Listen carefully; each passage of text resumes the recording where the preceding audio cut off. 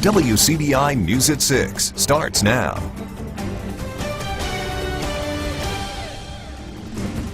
Good evening, everyone. Thank you for joining us. Most of us are getting a little reprieve from the rain this evening, but that may be short-lived. The remnants of now tropical depression Cindy are still out there, and we're under a tornado watch tonight. For the latest, we turn to Chief Meteorologist Keith Gibson for our first look at the forecast. Keith?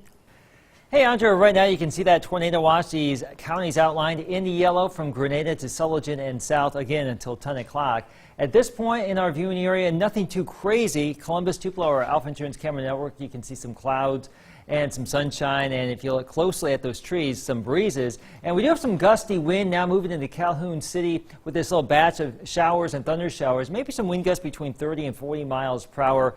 You factor in a little bit of a breeze, some saturated ground. Yes, some trees may come on down, but no severe thunderstorm warnings or tornado warnings in our area right now. But the remnants of Cindy right there swirling around, and these little bands right here could still produce some of those short-lived tornadoes or at least some gusty breezes here this evening. It's warm and humid. We are in the low and mid 80s, and we'll have these passing showers and thunder showers through the evening hours, and we'll continue to monitor the severe weather potential. Your full forecast in just a few minutes.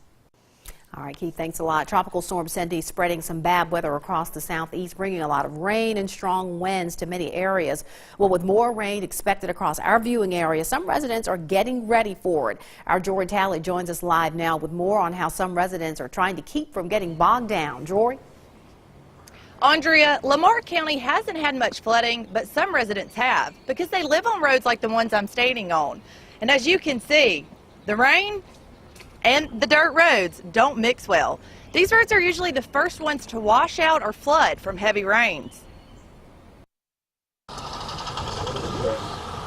Dirt roads you're going to normally have, you got to switch drainage, move drainage to get the drainage right on that road. And if you have, you know, a big flood, then it's normally going to move dirt. These potholes and muddy roads are the result of heavy rain in Lamar County. I have a four-wheel drive, and it's still, you know, it does nothing when you're going through the holes and gullies and everything. Resident Jennifer Lawrence lives off of Hills Creek Road, which she says becomes a major problem when it rains. We live on a dirt road, and there's a creek that runs right beside the dirt road, so anytime it rains, there's a danger of the actual main road flooding. Luckily, we live toward the end of it, so we can get out if we need to, but a lot of people on the other side have problems. She's been battling the result of the rains for a few days, and that could get worse with more in the forecast. There was a point to where, I mean, it was really coming down, and I wanted to come to town, but I'm not going to chance it because if the culvert washes out, I would be trapped. William Simpson is also battling wet roads. Around here, the road's kind of iffy, and driving back and forth to work, I drive a nice little distance, so it takes about an extra 5 minutes to get to work because I got to drive a little slower. EMA Director Luke Otts says there hasn't been much flooding across the county, but they're getting ready for it. The county crews for all the commissioners are out working on the roads and improving drainage and improving everything along the roads, trying to make the roads better normally, that's how we prepare.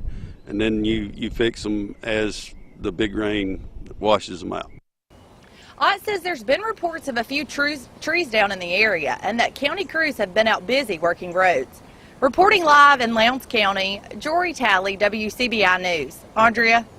All right, Jory, ready for all the wet weather out there. Thanks for that report. The recent rains are doing more than creating potential flooding problems for residents. It's also creating issues for the wood industry throughout the Golden Triangle. WCBI's Victoria Bailey spent the day at a timber harvesting site. She joins us in the studio with the chain reaction the wet weather is having. Victoria. Andrea, thanks in part to Tropical Storm Cindy, the ground is completely saturated, and area lumber companies are finding it difficult tending, logging, and transporting wood from the flatlands. I've had loggers calling this morning already wanting to know, well, what am I thinking? When do we feel like we'll be able to go back to work? Over the past 2 weeks, Macon has experienced torrential rainfall, and CA Barge Timberlands Vice President Steve Prestridge says that's having an impact on their business. Going into the hot times of the year, they don't typically carry a lot of inventories at sawmills and in plywood plants and things like that.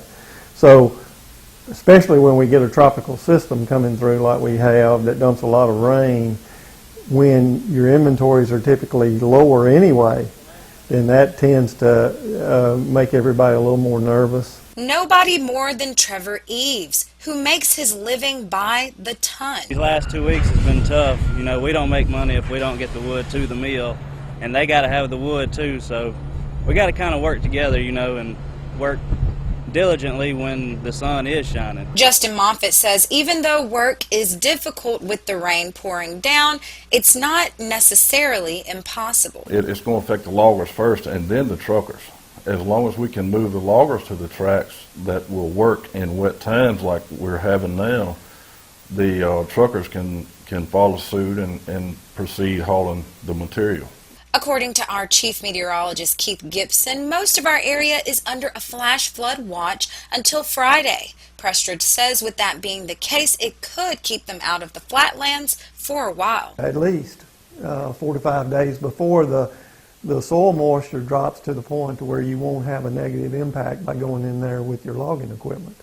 So it's a challenge that you have to be a little nimble when it comes to managing through weather changes.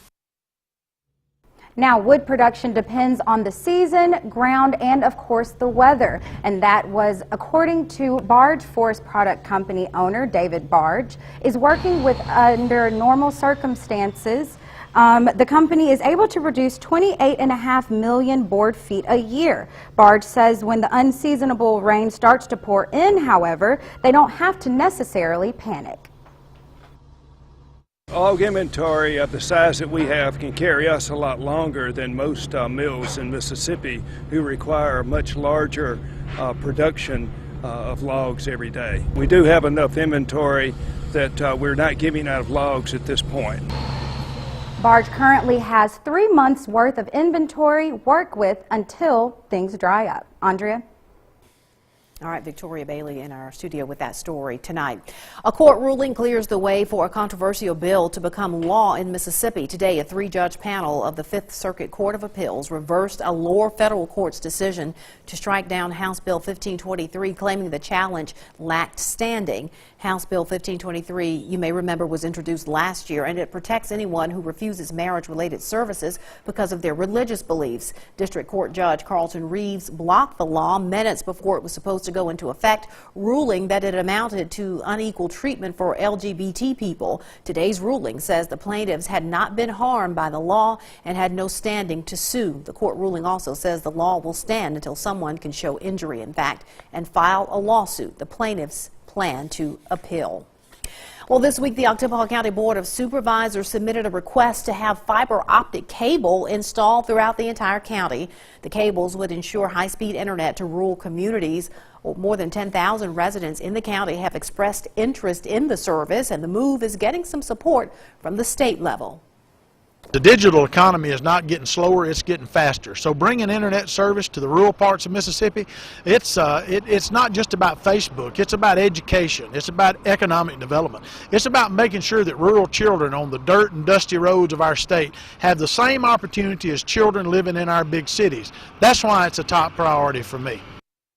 The upgrade would also benefit area churches and even volunteer fire departments in the county. Elected officials in Nettleton taking the oath of office today. Family and friends attended the ceremony at City Hall. The mayor, 5 aldermen, the chief of police, and the Democratic Party Executive Committee all taking their oaths. Ward 3 Alderman Irie Gladney says economic development is at the top of his list as he starts a second term. Well, we need more industry and where we can get some revenue to do more sewage work and stuff like that, you know what I mean? The oaths were administered by 1st Judicial District Judge Michael Malowski, or Malski, that is, pardon me. Coming up, kids, cops, and the community coming together in Tupelo tonight. We check in when WCBI News at 6 comes right back. You're watching WCBI's News at 6 with Andrea Self. Welcome back, everyone. An organization working to build bonds between youth, the community, and Tupelo Police Department is having a banquet this evening. WCBI's Allie Martin joins us now live from Tupelo with more on that. Allie?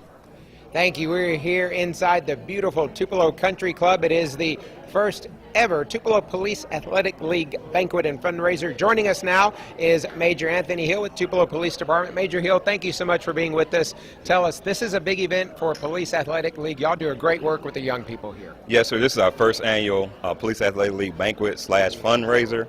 We're very, very proud to have Coach Barnes from Cal State Bakersfield as our guest speaker. Also, our MC tonight is Will Kohlmeyer. We're looking very forward to, we got some of our past PAL participants who are going to be doing some speaking about how PAL has impacted their lives, and I'm actually looking for all of it. Yes, sir. Police Athletic League does a great work, but you hear a lot about community policing. That's what y'all are doing. Y'all are bringing the young people in and showing them positive role models, aren't you? Tell us what you like about this. Well, it's bridging the gap between the young people and actually the community and police officers. We want them to instill trust in us and at the same time respect, and we're going to respect them. So it's a big conversation piece, and it's just fun to get to know these young people. Yes, sir. What do you like most about this? I tell you, it's to see the kids when they first started, when they were young, and now we got some that are in high school getting ready to graduate. We got some college kids that's going to tell their stories, so I'm just looking forward to it. Very good. All right, we're going to be starting here. You still got time to come out. Starts at 7 o'clock. For now, we're in Tupelo. We'll send it back to you in the studio. All right, Allie, sounds like a fun time. Now back over to Keith for a quick look at the forecast. All right, we still have the tornado watch in place for parts of the area. Some gusty showers here moving through Bruce. What's in store for tomorrow and the weekend, the all-important weekend? That's what we want to know about, right? Full forecast is next.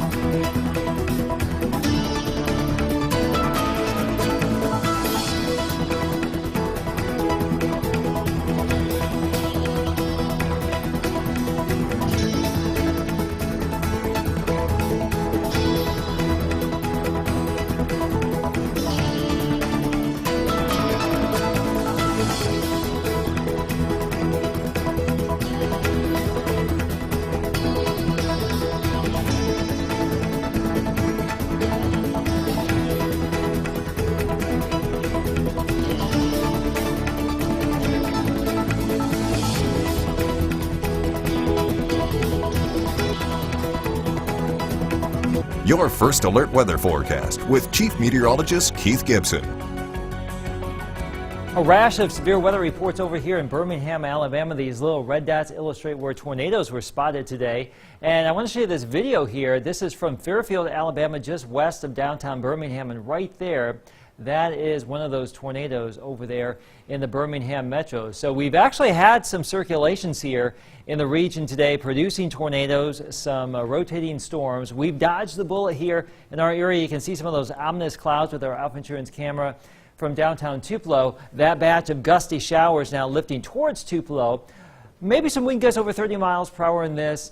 And there's a little bit of thunder and lightning, nothing severe at this point, but that could still topple some trees, just be aware. And we also have some gusty showers here west and southwest of Louisville. Here's a big picture across our viewing area. Not a lot going on. We've avoided the severe weather thus far. Knock on wood. Hopefully we're good for the rest of today, but we'll wait and see. The heaviest rain has avoided our area today as well. Some locations just to our east and southeast have really had a pretty good soaking here. This is since Cindy began. You can see the darker stripes of red, and that illustrates where some spots have seen maybe 4, 5, 6 to 10 inches of rain, especially closer to the coast in the Florida Panhandle, another little bullseye down there in southwestern Louisiana. We still have a flash flood watch for a good chunk of our area through the night, through tomorrow, because more heavy rain is still in the forecast. Now, we don't have a lot of it right now, but it's possible again tomorrow. Also, maybe a spin-up tornado or two in the region tomorrow, with the remnants of Cindy still in the region. Breezy and humid. It is a sultry and steamy Thursday afternoon, now almost evening here in our region. High dew points, high humidity. But there's that circulation right there with Cindy out there in Louisiana. This is moving to the northeast. There are a few more additional feeder bands down to our southwest that could rotate through tonight. And as that circulation continues the weekend but moves through our area, our rain chances go up on Friday. It's also going to team up with a cold front that will come on down and try to squeeze out some additional moisture tomorrow and into early Saturday. So tomorrow morning when you wake up, there could be some showers here, some lighter things here in our eastern counties. The heaviest rain likely just to our west in the Delta, also into Arkansas. Now, as we get into the late morning and the afternoon, the remnants of that feature moves through the mid-south. We will see a better chance for some rain and storms. Again, heavy rain possible, gusty breezes, and also maybe a chance for one of those spin-up tornadoes. Now, as we get into Friday night and Saturday, a front moves on through that will squeeze out some additional rain, showers, and storms. Probably not as strong Friday night or Saturday. But once we get into Saturday afternoon and the evening, notice these little blue lines. That is a northerly flow ushering in some drier air as we close out the weekend. Right now it is steamy, low in mid-80s across our area, and it has been breezy too. We've actually had some wind gusts up to about 30 miles per hour today, all in association with the remnants of Cindy. All right, here's our 7-day forecast. We are going to be drying things out as we go throughout the course of the weekend after we get through tomorrow and Saturday. And there you have it, pretty nice weather as we get into early next week. Class 1A's highest scoring team is back and better than ever. Nanawaya is up next in our high school football tour, next in sports. WCDI Sports with Tom Ebel is brought to you by your local Ford dealers. Go further.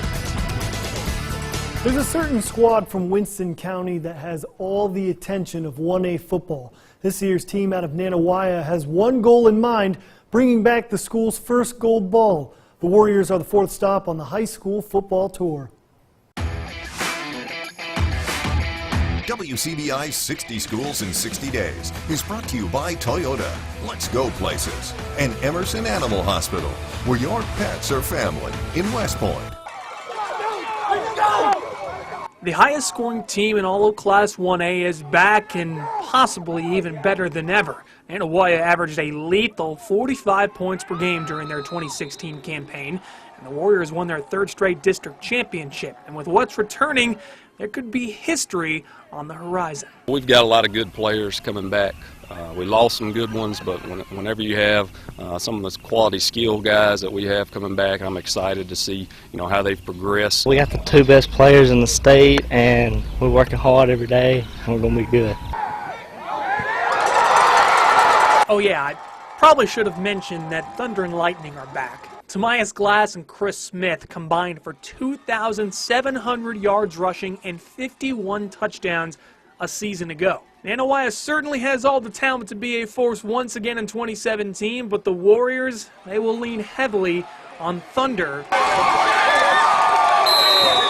and Lightning. Because he got the speed and I got the power. Think about the storm coming. So when us two come, ain't no better to stop us, man. Yeah, Tobias, he up there blocking and running people over, and I'm coming in just outrunning people. Just being athletic. The storm is indeed coming for the rest of 1A, but the Warriors have yet to break through and win the school's first football state championship.